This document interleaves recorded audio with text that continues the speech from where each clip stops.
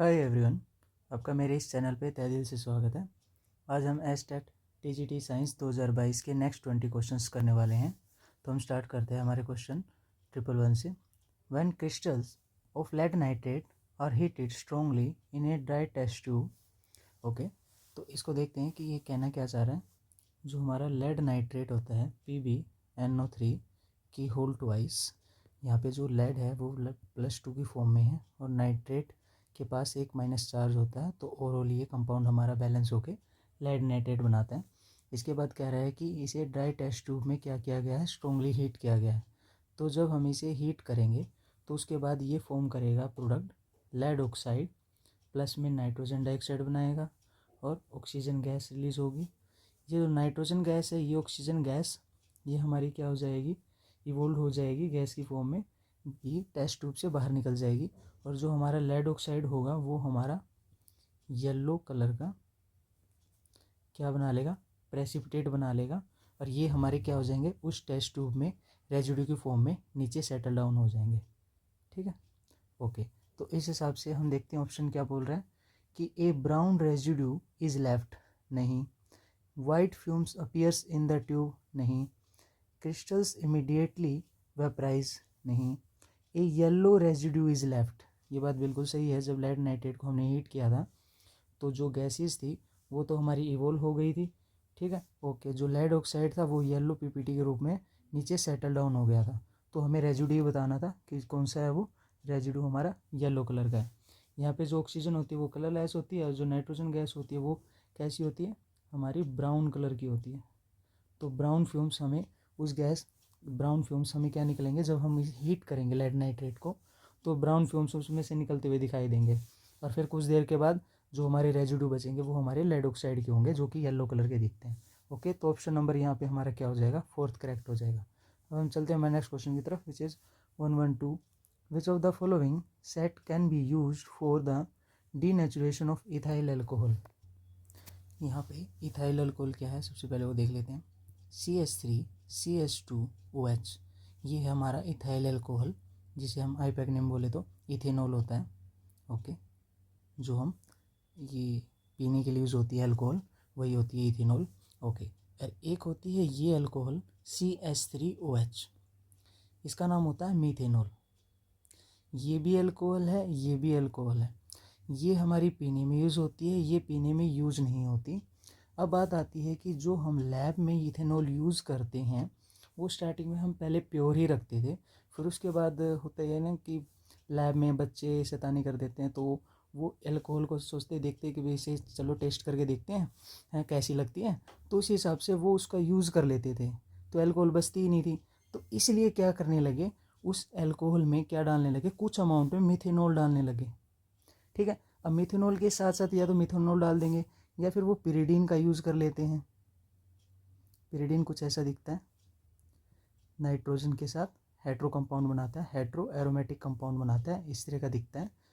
तो ये pyridine use कर लेते हैं या तो इथेनॉल में। ओके, या फिर यूज़ कर लेते हैं कॉपर सल्फेट। जो कॉपर सल्फेट होता है, अगर उसमें एक्स वाटर के मोलिक्यूल्स मिला दिए जाएँ तो ये तो होता है ब्लू कलर का।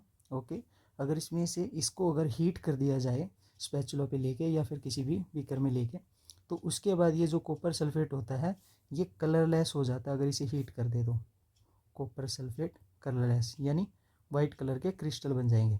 ओके, तो इथेनॉल में आप उसको डीनेचुरेशन करने के लिए या तो आप मिथेनॉल डाल सकते हैं, या आप इस पिरिडीन का यूज़ कर सकते हैं, या आप कॉपर सल्फेट डाल सकते हैं। तो इससे होगा क्या, वो पीने लायक नहीं रहेगा एल्कोहल, उसे हम सिर्फ लैब में किसी भी रिएक्शंस को सिंथेसाइज करने के लिए, किसी रिएक्शंस को बनाने के लिए हम उसका यूज़ कर सकते हैं। ठीक है, तो वो पीने लायक नहीं रहेंगे, तो उसे ही बोलते हैं इथाइल अल्कोहल का क्या करता है, डीनेचुरेशन।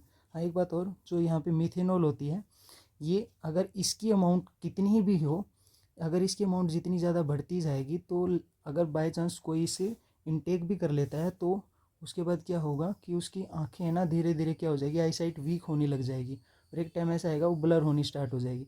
इसलिए बोला जाता है कि हाथ से निकली हुई अल्कोहल कभी भी नहीं पीनी चाहिए, क्योंकि उसमें सिर्फ अल्कोहल में चेंज क्या है, इथेनॉल और मिथेनॉल में सिर्फ एक कार्बन का चेंज है। तो इसका मतलब क्या है कि जो हाथ से निकली हुई अल्कोहल होती है उसमें अगर बाई चांस ये बन गया तो आपकी आंखों को क्या हो सकता है, डैमेज हो सकती हैं और आपकी यहाँ साइड क्या हो सकती हैं, वीक हो सकती हैं। ठीक है, तो इसलिए यहाँ पे इथाइल अल्कोहल का डीनेचुरेशन के लिए हम किसका यूज़ करते हैं, मेथेनॉल का यूज़ करते हैं, पेरिडीन का यूज़ करते हैं और कॉपर सल्फेट का। तो इस हिसाब से ऑप्शन नंबर 3 हमारे यहाँ क्या हो जाएगा, करेक्ट हो जाएगा। अब हम चलते हैं हमारे नेक्स्ट क्वेश्चन की तरफ, which is 113, select wrong statement from the following. Okay, option दे रखे हमें, iron necessary for human body is evidently found in green vegetables. ये बात तो बिल्कुल सही है कि हमें हरी सब्जियां खानी चाहिए अगर हमें आयरन चाहिए तो हमारी बॉडी को। ठीक है, ओके, तो हमें पता ही है जो हमारे हीमोग्लोबिन होता है, ब्लड रेड कलर होता है जो हीमोग्लोबिन की वजह से होता है, और जो हीमोग्लोबिन होता है वो कॉम्प्लेक्स होता है आयरन का।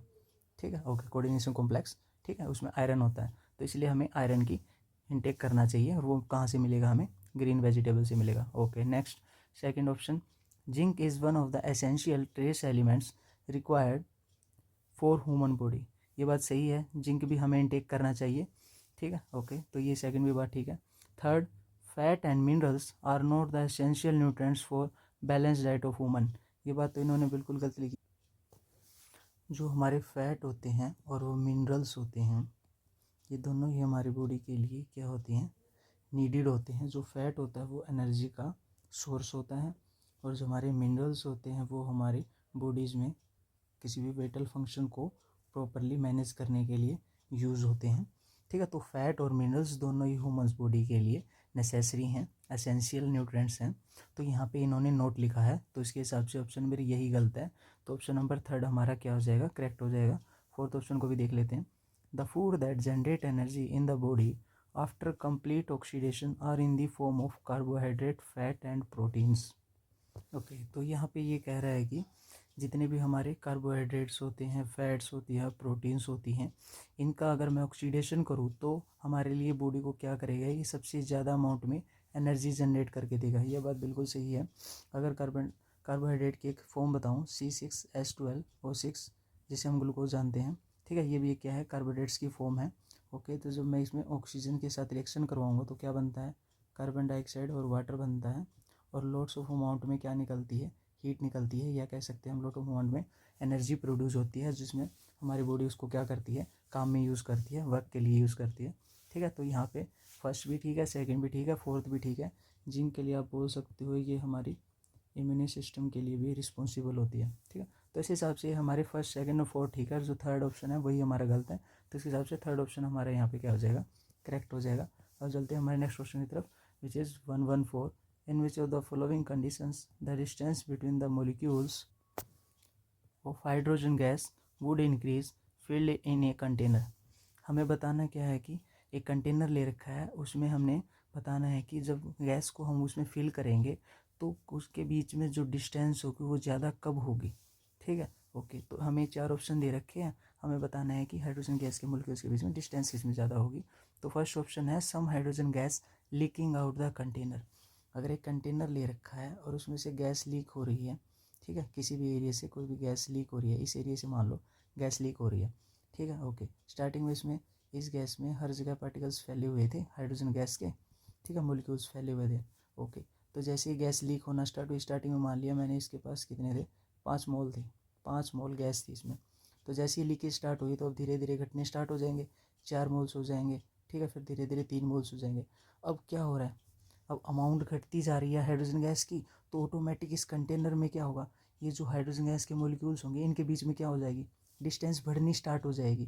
पहले तो ये क्लोजली पैक थे, तो जैसे जैसे अमाउंट घटनी स्टार्ट होगी तो हाइड्रोजन के मॉलिक्यूल्स क्या होगा, और धीरे धीरे दूर जाते जाएंगे, दूर जाते जाएंगे, स्पेस बढ़ता जाएगा, क्योंकि हमें पता है इनकी काइनेटिक एनर्जी गैसेस की सॉलिड और लिक्विड के मुकाबले सबसे ज़्यादा होती है। तो इसलिए दूर दूर और क्या होती जाएगी, इनकी डिस्टेंस बढ़ती जाएगी। ठीक है, अमाउंट घटने की वजह से।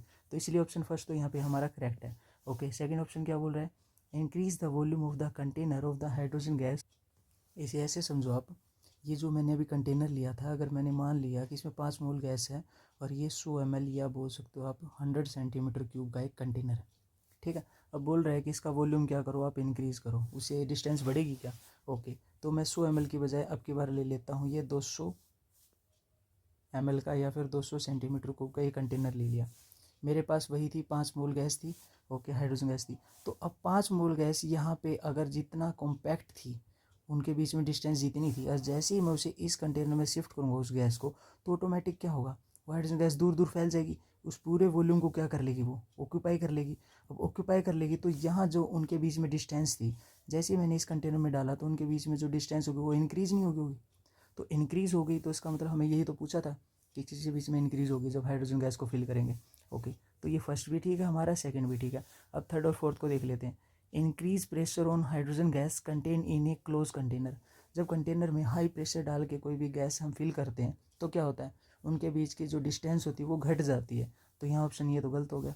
Okay, adding more hydrogen gas to container without increasing the volume of the container.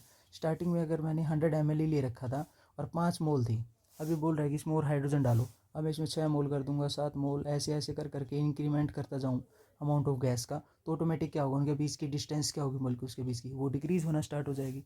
तो हमें तो इंक्रीज़ करनी थी, तो थर्ड और फोर्थ यहाँ पे गलत है, फर्स्ट और सेकंड यहाँ पे करेक्ट है। ठीक है, तो ऑप्शन नंबर फर्स्ट और सेकंड के हिसाब से ऑप्शन नंबर थर्ड यहाँ पे क्या हो जाएगा, करेक्ट हो जाएगा। अब हम चलते हैं हमारे नेक्स्ट क्वेश्चन की तरफ, which is 115। The initial number of atoms of A radio active element with half life 100 days is 9.6 into 10 की power 26. The number of atoms remaining undecayed after 500 days will be। Okay, अब देखते हैं इसको कैसे solve करना है।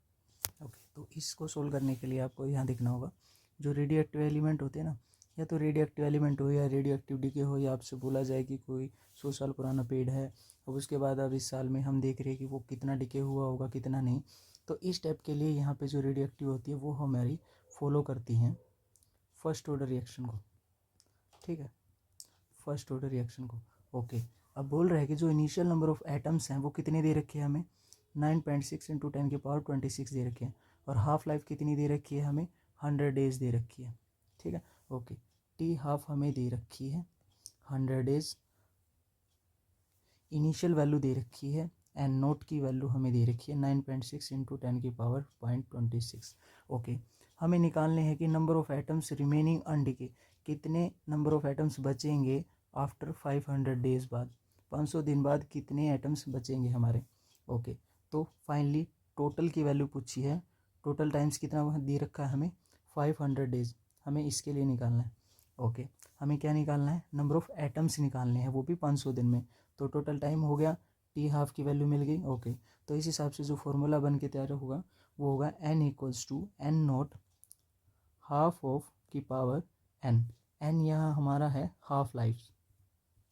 ठीक है, जो हाफ लाइफ्स होती हैं वो कैसे कैलकुलेट होती है, हमारी total time divide by T half. एक तो हम फॉर्मूले से करेंगे, फिर उसके बाद कॉमन सेंस लगा के फिर देखेंगे हम इसे कैसे सोल्व कर सकते हैं। ओके, तो यहाँ पे जो हाफ लाइफ लिखेंगे वो टोटल टाइम बटे टी हाफ। टोटल टाइम हमारा कितना है, 500 है। ओके, और टी हाफ कितना दे रखा है, 100। तो इस हिसाब से हाफ लाइफ कितनी निकली हमारी, हाफ लाइफ लिख ली हमारी 5। ओके, तो बस वैल्यूज़ पुट कर दो, तो नंबर ऑफ आइटम्स निकालने हैं हमें 500 डेज में, यानी ये टोटल टाइम के लिए हो गया।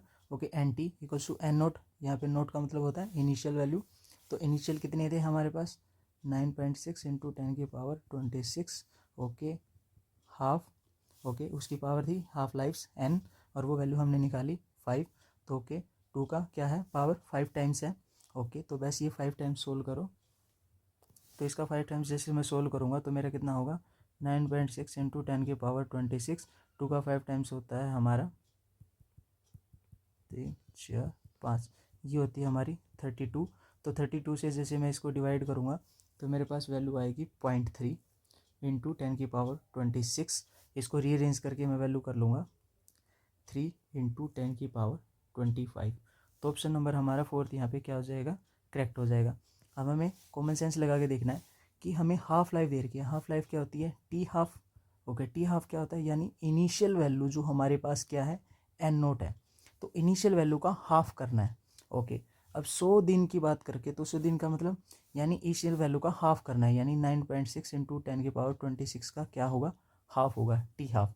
ओके, हमें कितने के लिए निकालना है, 5 डेज़ के लिए। ओके, जब टी हाफ 100 दिन है तो 500 दिन के लिए कैसे निकलेगी, 100 के लिए ये होगी। ओके, 200 के लिए इतनी, 300 के लिए इतनी, 400 के लिए इतनी, और 500 के लिए इतनी। तो बस इसको बस सोल्व कर दो और हमारी वैल्यूज आ जाएगी। ठीक है, 500 दिन के लिए। ठीक है, ऐसे मान लो आप, ठीक है ना। या आप कह सकते हो कि अगर किसी का भी टी हाफ निकालें तो इनिशियल वैल्यू अगर उसकी एन नोट है तो ये उसका फर्स्ट हो गई हाफ लाइफ। सेकंड निकालोगे तो उसका जो वैल्यूज़ आएगी उसका भी हाफ कर दो, वो सेकंड हाफ लाइफ हो जाएगी। थर्ड निकालोगे तो जो वैल्यू बच के आएगी उसका भी हाफ कर दो, वो थर्ड हाफ लाइफ होगी। फोर्थ होगी, जो बच के आएगी उसका भी हाफ कर दो। ऐसे ऐसे कर करके आप या तो अलग अलग निकालो या सभी का ओवरऑल कर दो, उसका 2 की पावर का 5 टाइम्स कर दो, तो वहाँ से वो वैल्यू निकल के आ जाएगी। ये था अपना नॉर्मल डायरेक्ट निकालना तो आपको। ओके, अब चलते हैं हमारे नेक्स्ट क्वेश्चन की तरफ, which is 116। Inter intercalary meristems are the primary meristems because options दे रखे हैं आपको। ओके, तो यहाँ पे जो इंटर कैलरी मेरिस्टेम्स हैं ये किसके साथ अलोंग होती हैं? ये अलोंग होती हैं विद एपिकल मेरिस्टेम के साथ, विद एपिकल मेरिस्टेम। ओके, तो इन्हें प्राइमरी मेरिस्टेम्स दो रीज़न से कहा जाता है। एक तो ये प्लांट्स की लाइफ में बहुत ही पहले आ जाती हैं, और दूसरा इनका जो प्राइमरी प्लांट्स बॉडीज़ को फॉर्मेशन करने के लिए जो इनका योगदान होता है वो ज़्यादा होता है। इन दोनों रीजन्स की वजह से इन्हें प्राइमरी मेरिस्टेम्स कहा जाता है, इंटरकैलरी मेरिस्टेम्स को। ठीक है, तो ये दोनों ही इसके जो दे रखे हैं पार्ट, वो दोनों ही इसको सेटिस्फाई कर रहे हैं, तो इस हिसाब से दोनों ही करेक्ट हैं। तो ऑप्शन नंबर फर्स्ट यहाँ पे क्या हो जाएगा? करेक्ट हो जाएगा। हम चलते हैं हमारे नेक्स्ट क्वेश्चन की तरफ, which is 117, which of the following does not form an acidic salt? Okay, तो यहाँ पे एसिडिक सोल्ट बताना है हमें पहले। सबसे पहले तो क्या होता है? एसिडिक सोल्ट हमारा बनता है स्ट्रॉन्ग एसिड रिएक्ट करे जब वीक बेस के साथ। अगर स्ट्रॉन्ग एसिड वीक बेस का कॉम्बिनेशन हुआ तो समझ जाना वहाँ पे एसिडिक सोल्ट मिलेगा। अगर स्ट्रॉन्ग एसिड की बजाय स्ट्रॉन्ग बेस हुआ और वीक एसिड हुआ तो वहाँ पे एसिडिक सोल्ट नहीं, वहाँ बेसिक सोल्ट मिलेगा। राइट, हमें पूछा है कि कौन सा ऐसा यहाँ पे जो दे रखा है, एसिड दे रखे हैं चारों के चारों, तो हमें बताना है कि कौन सा एसिडिक सोल्ट नहीं बनाएगा। तो एसिडिक सोल्ट बनाने का सिंपल सा तरीका है, आपके पास स्ट्रॉन्ग एसिड होना चाहिए, वो जाके वीक बेस के साथ मिलेगा और एसिडिक सोल्ट बनाएगा। ठीक है, तो स्ट्रॉन्ग एसिड होगा तो जिस भी कंपाउंड का जो सोल्ट बनेगा, तो अब यहाँ पे हमें देखना है कि यहाँ पे स्ट्रॉन्ग एसिड कौन है चारों में से। ठीक है, और जो नहीं होगा तो वो हमारा एसिडिक सोल्ट नहीं बना पाएगा। ओके, तो यहाँ पे देखेंगे फोर्थ से नाइट्रिक एसिड HNO3, ये हमारा स्ट्रॉन्ग एसिड होता है।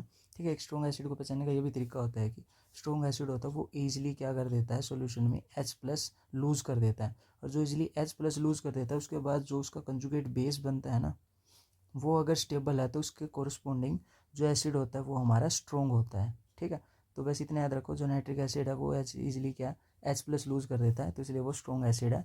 ऐसे ही HCl होता है, वो स्ट्रॉन्ग एसिड होता है हमारा, वो इजीली H+ लूज़ कर देता है। ओके, सल्फ्यूरिक एसिड, ओके, जो हमारा बैटरीज में डलता है, ये भी हमारा क्या है, स्ट्रॉन्ग एसिड है। ओके, अब बात आती है फॉस्फोरिक एसिड की, H3PO4, ये स्ट्रॉन्ग एसिड नहीं होता, ये हमारा वीक एसिड होता है। ठीक है, ओके, तो इन सब के जो भी हमारे एसिडिक सोल्ट बनेंगे वो कुछ ऐसे बनेंगे, NaHSO4 ये बनेगा। इसका जो एसिडिक सोल्ट बनेगा वो हमारा बनेगा, तो इसका बनेगा हमारे पास सोल्ट बनेगा NaCl, इसका बनेगा NaNO3। ठीक है, तो ये सभी बनेंगे। अब बात आती है यहाँ पे जो H3PO4 है ये वीक एसिड क्यों है, तो जैसे इसका आप अगर वीक सोल्ट बनाने की कोशिश करोगे तो वो बन जाएगा Na3PO4। तो जैसे इसकी फर्दर आप हाइड्रोलाइसिस करोगे ना, तो ये क्या करेगा, आपका NaOH प्रोड्यूस करेगा, यानी बेसिक सोल्यूशन बनाएगा। तो इसका मतलब क्या है कि जो H3PO4 है, फॉस्फोरिक एसिड है, वो वीक एसिड है, तो इसका मतलब वीक एसिड बोलो या फिर स्ट्रॉन्ग बेस बोलो, तो ये तो बेसिक सोल्ट बनाना चाहिए। तो इस हिसाब से ऑप्शन नंबर फर्स्ट यहाँ पे यह क्या हो जाएगा, हमारा करेक्ट हो जाएगा, ये एसिडिक सोल्ट नहीं बनाता। अब हम चलते हैं हमारे नेक्स्ट क्वेश्चन की तरफ, which is 118, what will be the pressure on a swimmer 10 meter below the surface of a lake? Okay, तो इसका निकालने के लिए हम क्या करेंगे, हमें जो प्रेशर निकालना होता है, प्रेशर का जो फार्मूला होता है वो होता है total pressure equals to atmospheric pressure plus में उस लिक्विड का प्रेशर।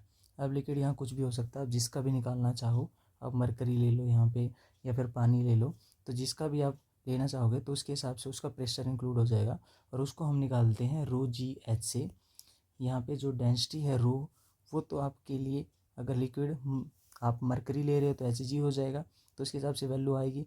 ओके, अगर आप पानी ले रहे हो तो यहाँ पे वाटर आ गया।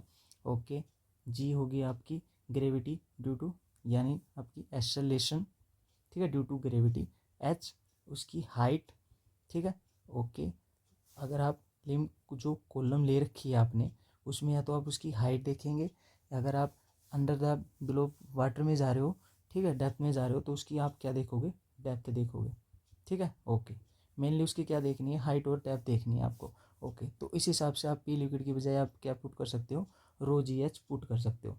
अब बात करते हैं जो पी एटमॉस्फेरिक है, ये क्या होता है, जो एटमॉस्फेयर पे प्रेशर लगता है तो उसे बोलते हैं एटमॉस्फेरिक प्रेशर, और वो कितना लगता है, 1 ATM लगता है। अब जो हम ह्यूमन बॉडी हैं, जितनी भी क्रिएचर्स है, सब पे एटमॉस्फेरिक प्रेशर कितना लगता है, 1 लगता है। हम फील इसलिए नहीं कर पाते एटमॉस्फेरिक प्रेशर क्योंकि हम क्या करते रहते हैं, टाइम टू टाइम रेस्पिरेशन करते रहते हैं, ऑक्सीजन लेते हैं और कार्बन डाइऑक्साइड एक्सहेल करते हैं। इसकी वजह से वो एटमॉस्फेरिक प्रेशर हम क्या नहीं कर पाते, फील नहीं कर पाते, ठीक है, ओके। तो यहाँ पे जो एटमॉस्फेरिक प्रेशर लेते हैं वो हर एक चीज़ पे लगता है, तो वो हो गया 1 एटमॉस्फेरिक प्रेशर। अब बताती है लिक्विड का प्रेशर देखना है हमें। अब यहाँ पे लिक्विड का प्रेशर कैसे निकालेंगे, what will be the pressure on a swimmer 10 meter below the surface of a lake. जिस भी समुद्र या लेक में जा रहा है वो, अगर सरफेस पे ही है, वहाँ पे तैर रहा है वो स्विमर, ठीक है, तब तो उसके ऊपर 1 एटमॉस्फेयर पर लगेगा जो ओवरऑल लगता है सब बॉडीज़ पे, ठीक है। अब जैसे ही वो 10 मीटर नीचे चला जाएगा तो ओवरऑल जो ये वैल्यू हम जब से सोल्व करेंगे, उसकी हाइट 10 मीटर और यहाँ पे सारी वैल्यूज पुट करेंगे तो ओवरऑल उसकी वैल्यू होती है 1 ATM, ठीक है। अब जैसे ही वो 10 मीटर से और नीचे जाएगा, 20 मीटर जाएगा, तो ऑटोमेटिक उसमें एक और ऐड हो जाएगा, 2 ATM हो जाएगा। ऐसे ही वो आपका एटमॉस्फेरिक प्रेशर बढ़ता जाता है, ठीक है, ओके। तब बात आती है कि ये तो सिर्फ 10 मीटर की बात कर रहा है, तो उसके हिसाब से वैल्यू हो गई 1 ATM। अब टोटल प्रेशर हमें काउंट करना है, टोटल प्रेशर क्या हो जाएगा, एटमॉस्फेरिक प्रेशर कितना लगता है, 1 ATM हर एक बॉडी पे, ओके। वो 10 मीटर तक स्विमर नीचे और गया है तो उसका मतलब उसकी वैल्यू हो गई ओवरऑल 1 ATM। तो ओवरऑल वैल्यूज काउंट करूँगा तो हमारे पास आएगी 2 ATM। तो ऑप्शन नंबर सेकंड हमारे पास यहाँ क्या हो जाएगा, करेक्ट हो जाएगा। हम चलते हैं हमारे नेक्स्ट क्वेश्चन की तरफ, which is 119, nature of the calcium phosphate present in tooth enamel. तो यहाँ पे बताना है कि ये जो कैल्शियम फॉस्फेट है ये एसिडिक है, न्यूट्रल है, बेसिक है या एम्फोटेरिक है। एसिडिक जो H+ दे, ठीक है, न्यूट्रल जो एसिड और बेस मिलाने से न्यूट्रल वाटर और सोल्ट बन जाए, ओके, ठीक है, जिसका pH 7 हो वो वाला, और ये 7 से कम, बेसिक 7 से ज़्यादा इसका pH। एम्फोटेरिक जो एसिड और बेस दोनों का काम करें, ठीक है, ओके, वो एम्फोटेरिक हो गया। अब बात आती है कैल्शियम फॉस्फेट। कैल्शियम फॉस्फेट, ये लिखा मैंने कैल्शियम, ये लिखा मैंने फॉस्फेट। अब हम मेरे को चार्ज पता होगा तो मैं इस कंपाउंड को इजीली बना लूँगा। कैल्शियम के ऊपर होता है 2+ चार्ज और फॉस्फेट के ऊपर होता है एनायनिक -2 पार्ट, ठीक है, ओके, सॉरी -3, ओके। अब बस करना क्या होता है, इनकी क्रॉस मल्टीप्लाई करनी होती है, तो इस हिसाब से मेरा कंपाउंड बन के तैयार हो जाएगा, ओके। ये 3 वैल्यू इसको दे दो और ये 2 वैल्यू इसको दे दो, तो ओवरऑल अगर 1 पे 2 था तो 3 पे कितना हो गया, +6। अगर 1 पे -3 था तो 2 पे कितना हो गया, -6। तो इसके हिसाब से ओवरऑल क्या हो गया, कंपाउंड न्यूट्रल हो गया। तो इसका मतलब Ca3PO4 की होल ट्वाइस मेरा ये कैल्शियम फॉस्फेट बन के तैयार हो गया, ओके। अब मेरे को बतानी है एसिडिक है बेसिडिक है, ओके। जब भी आपको सोल्ट दे रखा हो तो बस कुछ कर, ये आपको ये करना होता है कि बस पानी डाल दो उसके अंदर। जैसे आप पानी डालोगे तो बस पानी कैसे होता है, H+OH फॉर्म में ब्रेक होता है बस। और हमें ये पता ही है कैल्शियम फॉस्फेट कैसे ब्रेक होता है, कैल्शियम 2+ और फॉस्फेट 3-। तो बस प्लस को माइनस को दे दो, माइनस को प्लस वाले को दे दो, तो इस हिसाब से हमारा क्या बन जाएगा, कैल्शियम हाइड्रोक्साइड बन जाएगा, और साथ में हमारा फॉस्फोरिक एसिड बन जाएगा H3PO4। अभी हमने देखा था कि जो फॉस्फोरिक एसिड होता है वो तो हमारा क्या होता है, वीक एसिड होता है, और कैल्शियम हाइड्रोक्साइड होता है वो हमारा स्ट्रॉन्ग बेस होता है। तो इसका मतलब ये तो हमारा क्या था, बेसिक सोल्ट था। तो बेसिक सोल्ट था तो उसमें पता चला कि बेसिक सोल्ट है तो बेस की वैल्यू ज़्यादा है, स्ट्रॉन्ग बेस है, तो इसका मतलब मीडियम कौन सा होगा, बेसिक होगा। तो ऑप्शन नंबर थर्ड हमारा यहाँ क्या हो जाएगा, करेक्ट हो जाएगा। हम चलते हैं हमारे नेक्स्ट क्वेश्चन की तरफ, which is 120, the endothelium of blood vessel is. जो हमारी एंडोथेलियम होती हैं वो हमारी थिन लेयर ऑफ सेल होती हैं। अब ये कहाँ होती हैं, जो हमारी ब्लड वेसल होती हैं और हमारा लिम्फेटिक वेसल होती हैं, उनका जो इंटीरियर सरफेस होता है वहाँ पे ये थिन लेयर ऑफ सेल क्या होती है, एक लाइनिंग की फॉर्म में होती है वहाँ पे, ठीक है। इन्हें हम सिंपल स्क्वामोस एपिथेलियम भी बोलते हैं। क्या बोलते हैं, सिंपल स्क्वामोस एपिथेलियम भी बोलते हैं। तो इस हिसाब से ऑप्शन नंबर फर्स्ट यहाँ पे हमारा क्या हो जाएगा, करेक्ट हो जाएगा। और बाकी इनमें से कोई भी नहीं होगा, ना कोबोइडल होगा, ना कोलमनार होगा, ना सिलेटेड होगा, राइट। तो ऑप्शन नंबर फर्स्ट हमारे यहाँ पे क्या हो जाएगा, करेक्ट हो जाएगा। हम चलते हैं हमारे नेक्स्ट क्वेश्चन की तरफ, which is 121। Beats are heard due to interference of two sound waves, the intensity of sound change from maximum to minimum in 100 millisecond. The difference in frequency of two wave is। अब देखते हैं इसे कैसे solve करेंगे हम। एक कोई भी वेव जा रही है, ठीक है, तो वेव होगी वो क्या बनाएगी, क्रस्ट और ट्रफ तो बनाएगी। ये हो गया क्रस्ट, ये हो गया ट्रफ। ओके, हमें पता होता है कि अगर मैं इस क्रस्ट से लेके इस क्रस्ट तक चलूँ तो मेरे को पता चलेगा कि यहाँ पे पूरा एक साइकिल हो रहा है। या मैं एक ट्रफ से लेके इस ट्रफ तक चलूँ तो मेरे को पता चलेगा कि यहाँ पे पूरा एक कंप्लीट साइकिल हो रहा है।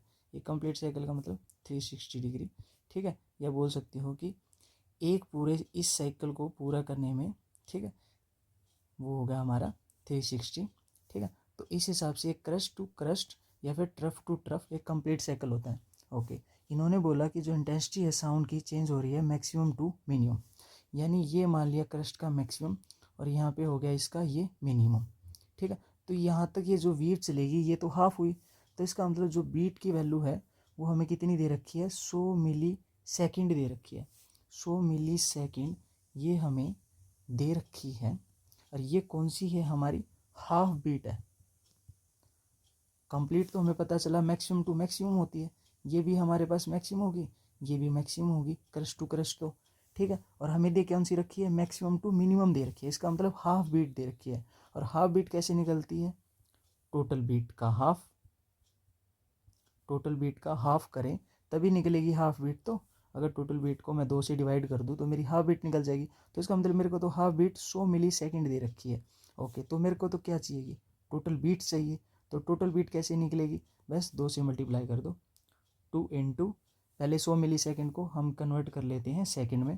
तो 100 मिली सेकेंड को कन्वर्ट करेंगे सेकेंड में, मिली क्या होता है 10⁻³ तो 100 इंटू 10⁻³ है। तो जब मैं इस इसको सोल्व करूँगा तो क्या होगा, 100 के बटे में ये हमारा हो गया 100 के अपॉन में 1000, तो 2 से वैल्यू ये कट गई, तो 1/10 क्या होता है 0.1, तो 0.1 सेकेंड आ गया मेरा, 0.1 सेकेंड आ गया इसको सोल्व करके। ओके, तो टोटल बीट निकालनी है तो 2 मल्टीप्लाई में 0.1 सेकेंड, तो ओवरऑल वैल्यू कितनी आ गई 0.2 सेकेंड आ गई मेरी टोटल बीट। यानी एक साइकिल कंप्लीट होगा बीट का, वो हमारा 0.2 सेकेंड में होगा। अब हमें निकालना क्या है, डिफरेंस निकालना है फ्रिक्वेंसी का, वो भी दो वेव्स की फ्रिक्वेंसी के बीच का डिफरेंस निकालना है। ओके, जो बीट की फ्रिक्वेंसी होती है वो हमारी इन्वर्सली प्रोपोर्शनल होती है कंप्लीट बीट के पीरियड के, यानी उस टोटल बीट के। तो इसको अगर सोल्व करें तो मेरी फ्रिक्वेंसी कितनी निकल के आएगी बीट की, वो इक्वल्स टू होगी 1 टोटल बीट कितनी थी 0.2 सेकेंड। ओके, और पर सेकंड को हम किससे डिनोट करते हैं, हर्ट्ज से डिनोट करते हैं, और 1/0.2 को मैं सोल्व करूँगा तो मेरी वैल्यू आएगी 5। तो 5 हर्ट्ज मेरी फ्रिक्वेंसी की वैल्यू आएगी, और हमें यही वैल्यू निकालनी थी। तो ऑप्शन में कौन सा होगा मैथ, ऑप्शन नंबर 3 यहाँ पे हमारा क्या हो जाएगा, करेक्ट हो जाएगा। हम चलते हैं हमारे नेक्स्ट क्वेश्चन की तरफ, which is 122। The select the incorrect pair of the food articles and the plant part from which it is obtained from the following. अब जो करेक्ट पेयर नहीं है हमें तो बस वो एग्जिट करना है इसको, ठीक है। ओके, तो सबसे पहले करेक्ट पेयर देख लेते हैं। वीट क्या है, एक फ्रूट है। ओके, ये बात सही है, जो वीट होता है वो क्या है, एक सीड ही तो है। वीट ग्रेन एक सीड ही है वीट प्लांट का, ठीक है, इसे हम फ्रूट भी बोल सकते हैं। तो ये तो बात बिल्कुल ठीक है। ओके, अब बात आती है गिंजर का रूट के साथ। जो गिंजर है वो रूट नहीं हो सकती, क्योंकि जो ये जिंजर है ये हमारी मॉडिफाइड स्टेम होती है, इसे हम राइजोम बोलते तो बात चलती है हमारी, राइजोम, RHIZOME, ठीक है। अगर जिंजर को हम राइजोम बोलते तो हम बोल सकते थे कि ये बात बिल्कुल सही है, ठीक है। तो जिंजर का रूट तो यहाँ पे बिल्कुल भी पेयर नहीं बनता, ठीक है। तो ऑप्शन नंबर यही गलत है, तो ऑप्शन नंबर सेकंड ही हमारा क्या हो जाएगा, करेक्ट हो जाएगा। बाकी ऑप्शन भी देख लेते हैं। जो टर्मरिक है वो क्या है, वो हमारी कहाँ से मिलती है, स्टेम से मिलती है, ठीक है। या कह सकते हैं हम जो प्लांट होते हैं ये राइजोजोम के, तो राइजोजोम प्लांट के राइजोजोम से ही क्या होती है ये टर्मरिक हमारी ऑब्टेंड होती है। तो इस हिसाब से टर्मरिक का ये स्टेम से बिल्कुल ठीक है। और जो टी है वो हमारी कहाँ से मिलती है, ऑब्टेंड होती है लीव्स से होती है, तो ये भी हमारा बिल्कुल ठीक है। टर्मरिक स्टेम, टी लीव्स और वीट वाला फ्रूट, तो जिंजर रूट से मैच नहीं होता, अगर राइजोम होता तो हमारा मैच हो जाता। तो ऑप्शन नंबर सेकंड ही गलत है, तो सेकंड ऑप्शन यहाँ पर हमारा क्या हो जाएगा, करेक्ट हो जाएगा। अब हम चलते हैं हमारे नेक्स्ट क्वेश्चन की तरफ, which is 123। Consider the following statement in reference to green manure and select the incorrect statement using the code given below. Options आपको दे रखे हैं, यहाँ पे ग्रीन मैन्योर की बात हो रही है, मतलब जो उर्वरक होते हैं, ये जो ग्रीन मैन्योर होते हैं इनकी फसल होती है, ठीक है। अब जो ग्रीन मैन्योर होते हैं वो ग्रीन प्लांट से ही मिलते हैं। अब इनमें कौन सी होती हैं वो क्रॉप्स, वो होती है हमारी लेगुमिनस, ठीक है। इनमें भी स्पेशली कौन सी, सन हेम्प की, ठीक है, और द इंचा की, ठीक है। ये जो ग्रीन मैन्योर्स होती हैं इनका मेन काम क्या होता है, हमारी सोइल में इंक्रीज करना न्यूट्रिएंट्स को और ऑर्गेनिक मैटर को,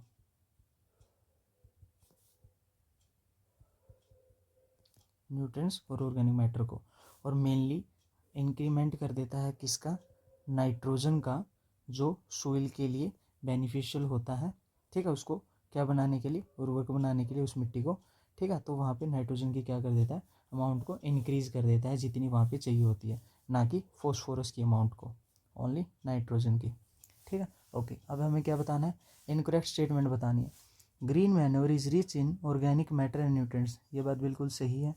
green manure is primary use to enrich the soil in phosphorus, नहीं, ग्रीन मैन्योर का ही तो प्राइमरी यूज होता है नाइट्रोजन के अमाउंट को इंक्रीज करने के लिए, नॉट फॉस्फोरस की अमाउंट को, तो भी यहाँ पे गलत हो गया। C, green manure is the undecompose plant material होता है, हाँ ये बात सही है, अनडिकम्पोज प्लांट मेटेरियल होता है ग्रीन मैन्योर, ओके। सिर्फ उसका काम क्या होता है कि इसमें नाइट्रोजन को इंक्रीज करना, उसकी अमाउंट को, ठीक है, ओके, और न्यूट्रिएंट्स ऑर्गेनिक मैटर को रिच करना, ठीक है, उसमें सोइल के अंदर।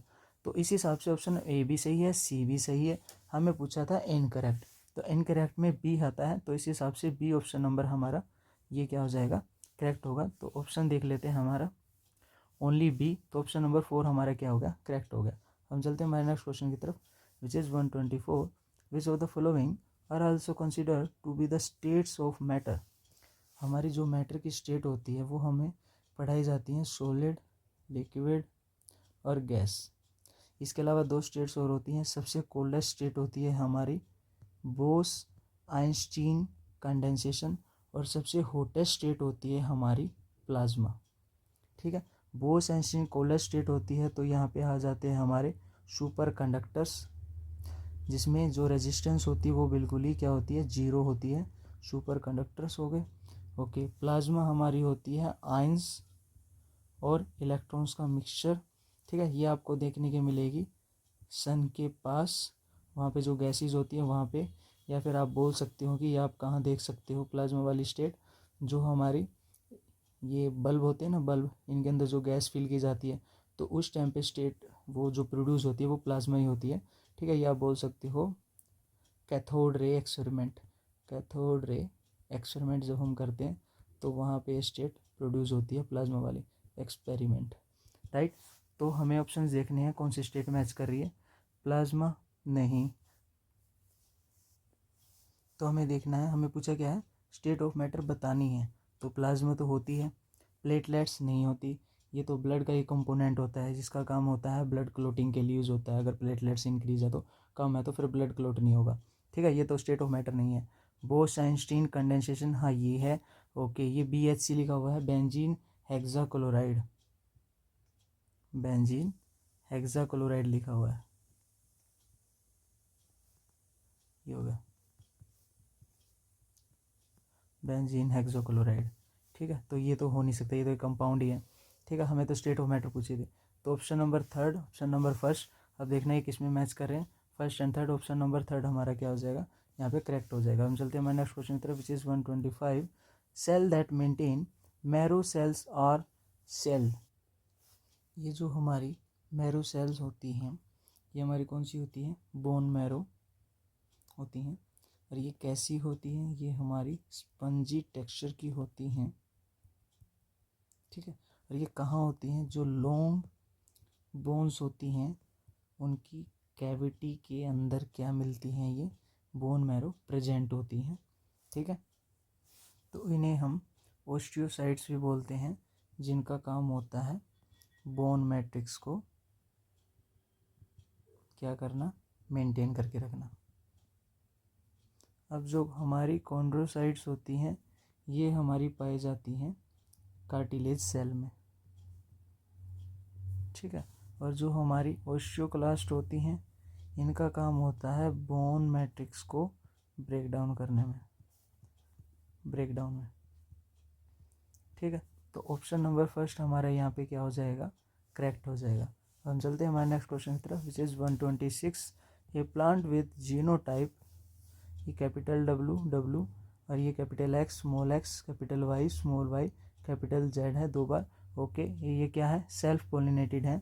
What proportion of the progeny will show the genotype, 2 capital W, फिर उसके बाद स्मॉल एक्स, फिर कैपिटल वाई है 2, और फिर स्मॉल वाई, और फिर कैपिटल जेड है। If all 4 gene are independently एसोर्टिंग, ठीक है। अब हमें बताना है कि इन प्रोजेनी का प्रोपोर्शन क्या होगा इस केस में अगर इस टाइप का हमें दे रखा हो जीनोटाइप, ठीक है। देखो आप इसे या तो एक कंप्लीट टेबल बना के 4 लेफ्ट साइड 4 ऊपर, ठीक है, उसके हिसाब से प्रॉपर निकाल सकते हो आप, उसकी वैल्यू 16 आएंगी। तो उसमें से सिर्फ एक ही इस टाइप का मिलेगा आपको, तो इस हिसाब से वो 16 में से एक ही साइज उसका, तो 1/16 बन जाएगा इसका आंसर, ठीक है। या तो आप ऐसे निकालो या फिर आप ऐसे कर सकते हो, ये क्या है, एक पेरेंट प्लांट है, ठीक है, ओके। तो यहाँ पे क्या हो रहा है, सेल्फ पोलिनेशन हो रहा है, ठीक है, ओके। ये क्या कर रहे हैं, एक ये वाला दूसरे के साथ क्या कर रहा है, क्रॉस कर रहा है। तो अगर मैं इसकी क्रॉस पोलिनेशन कराऊँ तो डब्लू के साथ, ठीक है, तो इसकी जो प्रोबेबिलिटी निकल के आती है वो 1 निकल के आती है। और इसकी कैपिटल एक्स और स्मॉल एक्स की अगर मैं करके देखूँ, कैपिटल एक्स और स्मॉल एक्स की ऐसे ही क्रॉस करके देखूँ, तो कैपिटल एक्स स्मॉल एक्स, तो इसकी जो प्रोबेबिलिटी आएगी, जो इसके पॉसिबल जीनोटाइप आएंगे वो कितने निकल के आएंगे, 1/4 निकल के आएंगे जो प्रोबेबिलिटी होगी जीनोटाइप्स की, और वो कौन सी होगी, स्मॉल एक्स होगी, ठीक है। इसमें कैपिटल डब्लू होगी, ओके। दोनों के दोनों कैपिटल डब्लू निकल के आएंगे, इसमें दोनों के दोनों स्मॉल निकल के आएंगे, ठीक है, ओके। Small capital, okay. अब बताती है इसकी वाई वाले की, ठीक है। एक कैपिटल वाई और स्मॉल वाई है, तो कैपिटल वाई स्मॉल वाई इनकी भी cross, capital Y small y, तो इसकी भी क्या प्रोबेबिलिटी निकल के आएगी जीनोटाइप की, 1/4 ही निकल के आएगी, ठीक है, ओके। और दोनों के दोनों स्मॉल, ठीक है, ओके। अब किसकी देखनी है, हमें जेड वाले की देखनी है।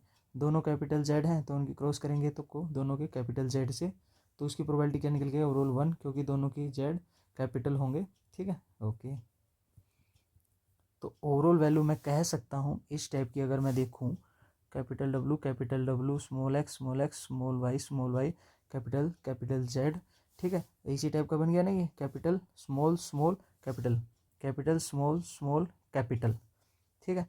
तो बस क्रॉस कर दो, 1 इंटू 1/4 इंटू 1/4 इंटू 1/4, तो वैल्यू सॉरी इंटू 1, तो वैल्यू क्या आ गई, 1/16 निकल के आ गई प्रोबेबिलिटी हमारी इस टाइप के जीनोटाइप की, ठीक है, जो प्रोजेनी की वैल्यू प्रोपोर्शन है, ठीक है। तो ऑप्शन नंबर सेकंड हमारे यहाँ क्या हो जाएगा, करेक्ट हो जाएगा। हम चलते हैं हमारे नेक्स्ट क्वेश्चन की तरफ, जिस 127 हमें कॉलम मैच करने हैं और वो भी करेक्ट बताना है, ठीक है, ओके। तो इसको सोल्व करने के लिए आपको क्या करना होना चाहिए, आपको आपके जितने भी इलेक्ट्रोमैग्नेटिक वेव्स होती हैं उन सब का सीक्वेंस पता होना चाहिए। सीक्वेंस के लिए क्या होता है, CGX UV